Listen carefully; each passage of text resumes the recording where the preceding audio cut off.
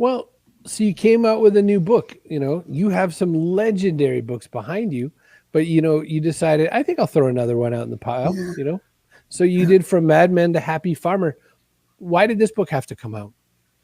Well, I'll tell you why. It had to come out because about, I'll say maybe 10, 11, just about the time I met you, as a matter of fact, back in 2009, 2010. I was really, getting out of my quote career. I was with our company, the Concept Farm, and I had an urge to get back to teaching. I had taken about a 5-year hiatus from that. And we had recently published one of our asset-based thinking book for teens and tweens.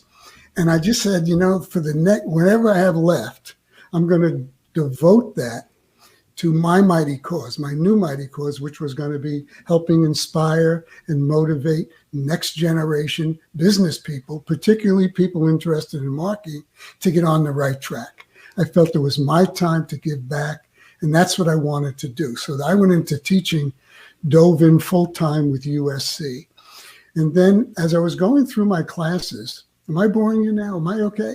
As I was going through my classes. He wouldn't have left you big if you were born. I was going through a class, and one of my students, Izzy Sellon, said, hey, they call me Professor Hank. We have I'm doing a project where I have to interview someone that has interesting career, and I'd like to talk to you about it. So I started out talking to her about it for 15 minutes after class, and boom, it turned into an hour. And I just started to, all this stuff just started to bubble up, and it brought out a great emotion in me.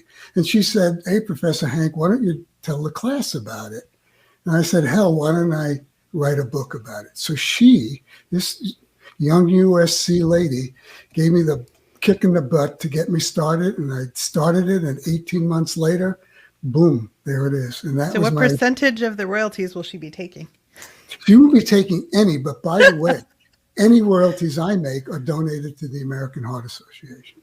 So again, they've been another part of my give back now. So anybody wants to buy that book, whatever I make, and as Chris knows, you make millions of dollars. Oh, yes. Millions of dollars.